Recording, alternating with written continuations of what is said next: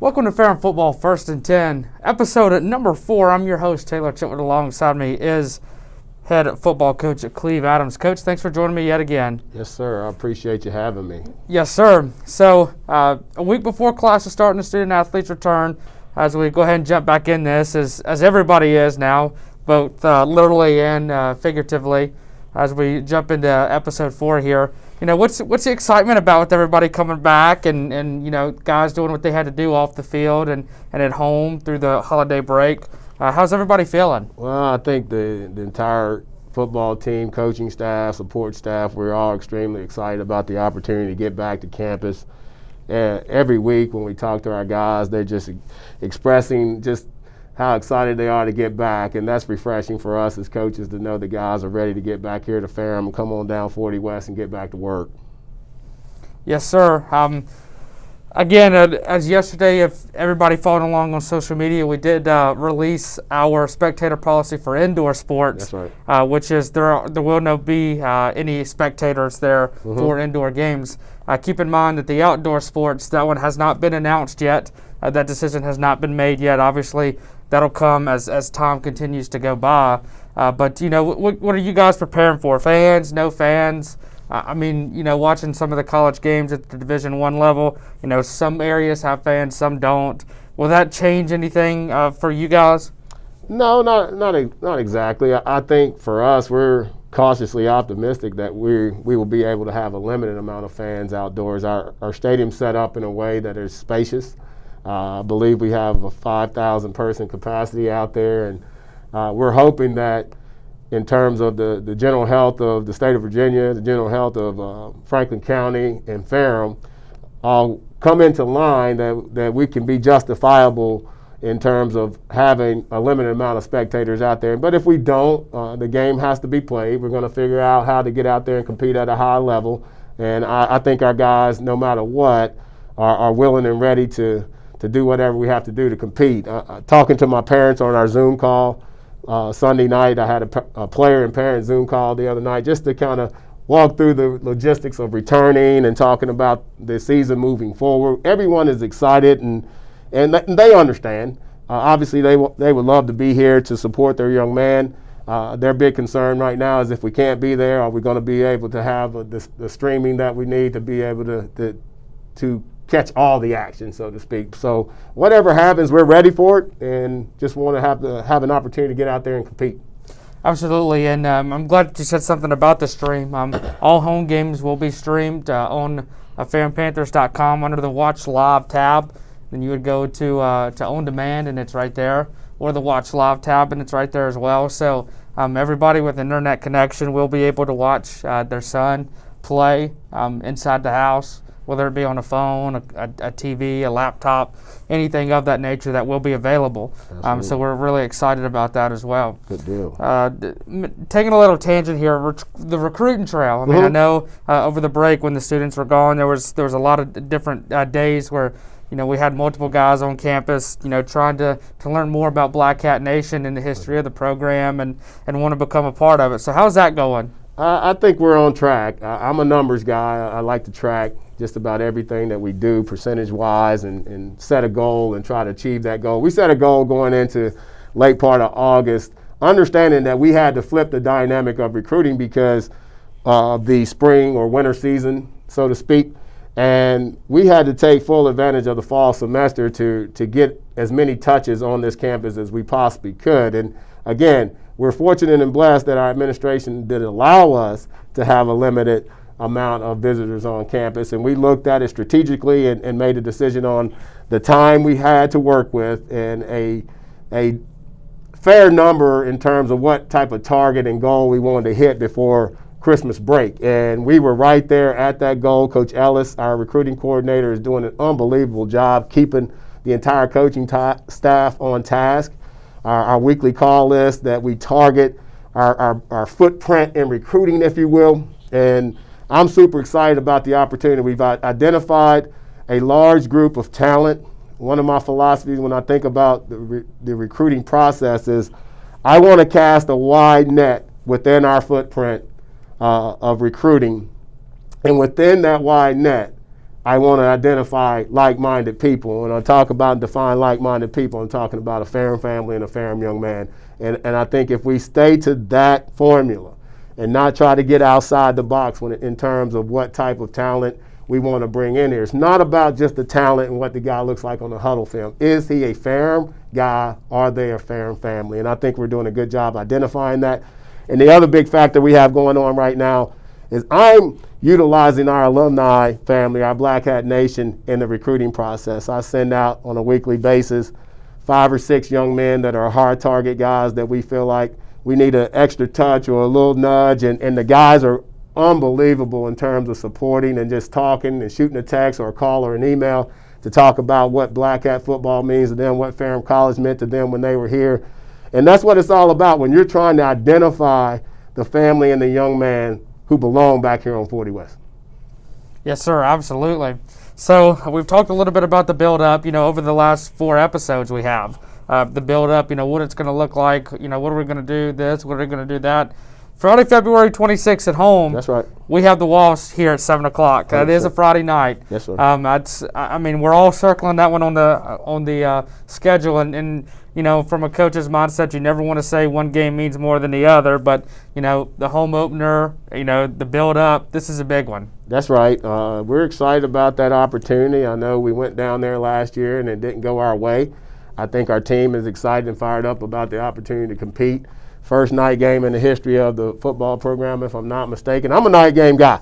I know the last 6 years of my tenure at the other place, I played a lot of night games. It just makes for an unbelievable, I guess you would say, environment. Small college football environment allows you to tailgate. You don't have to be up at the crack of dawn to be at the facility to start your tailgating. Obviously, that's not going to be a factor for us this year because of the limited amount of fans. Knock on wood if we're blessed enough to have fans, but if we don't, we'll figure it out. But we're excited about that opportunity. The thing was a little bit lopsided last year, but I think you have to look at it for what it was. But this is a new year, and our guys are fired up about the opportunity to compete, and we're working as a staff right now to understand what we need to do to put our best foot forward when the 26th gets here. But it's a whole lot of real estate between now and then, and we have to jump through some hoops and keep ourselves healthy, and not only from a physical standpoint, from the invisible enemy, obviously the virus, and see if we can come into that week as healthy as we possibly can, coaches and players and support staff alike. And if we do so, I think we'll get out there and we'll compete at a high level, and we'll put a good product on the field. Yes, sir. I know that I enjoy seeing all the pictures that you share. Like when we had a little snow the other day, the turf field with the snow on top of it and the snow falling. Let me tell you, I'm going to be really, really excited to see the lights on and coming down, shining down on the turf there with the Panther there at the 50-yard line. But another thing is we talked about there with the Friday night games with the ODAC playing on Friday night. That's what 12 less hours you have to prepare the guys, instead of being able to wake up Saturday morning and getting ready to play, they're playing on a Friday night. So, Friday morning is school day, is the game day. What kind of changes will that make, and obstacles, really, is that going to be for the student athlete?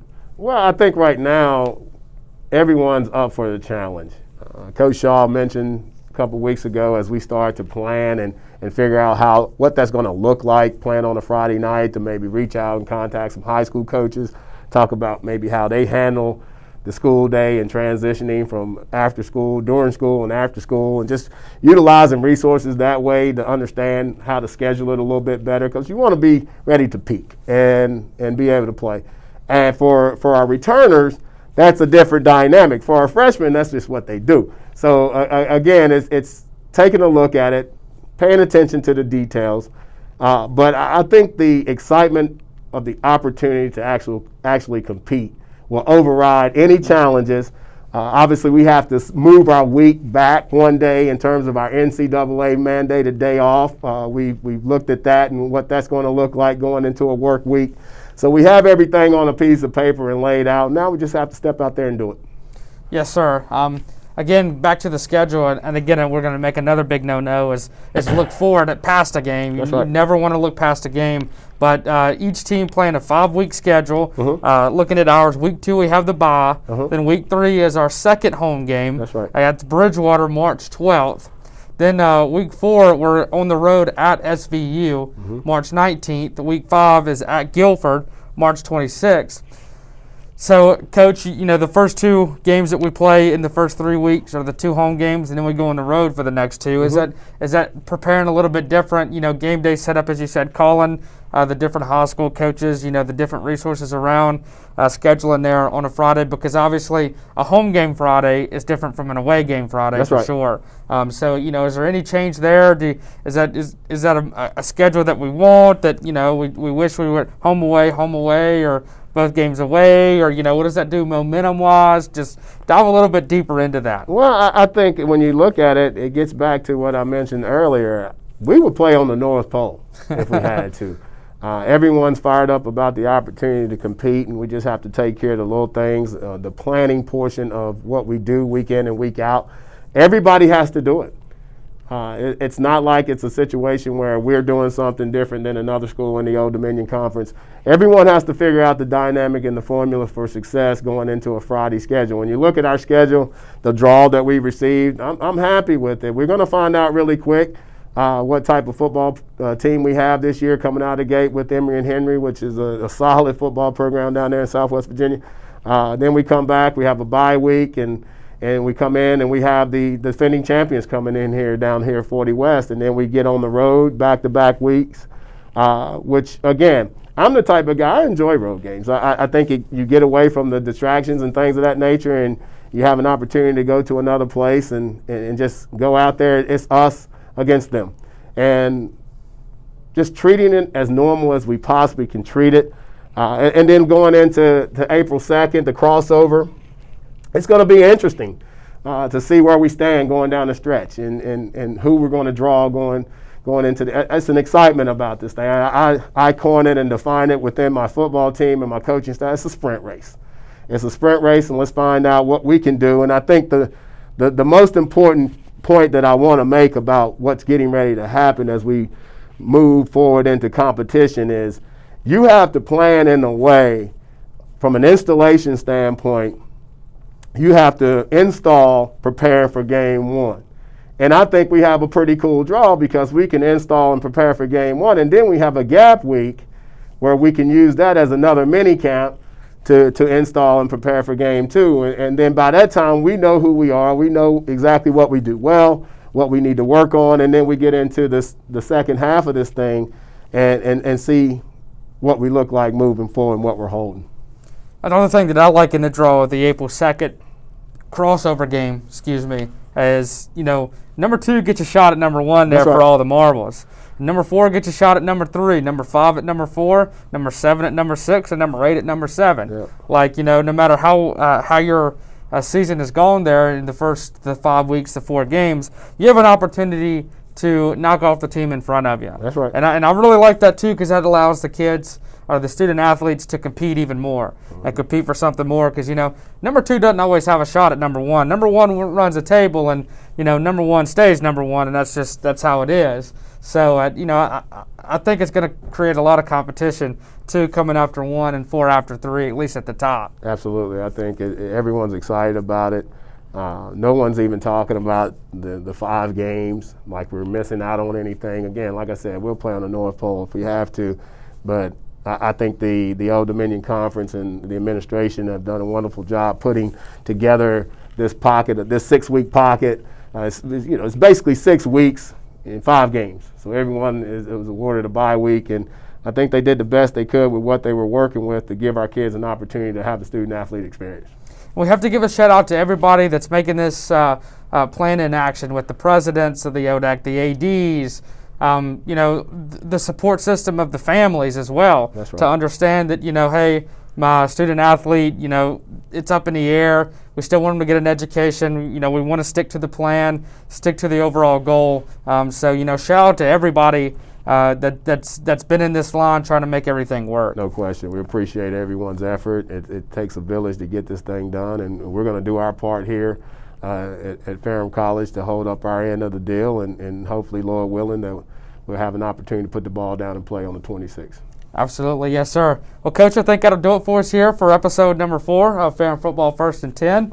Again, I've been your host, Taylor Chitwood, and alongside me, head coach Cleive Adams. Coach, thanks for joining me. Thank you so much. Appreciate you.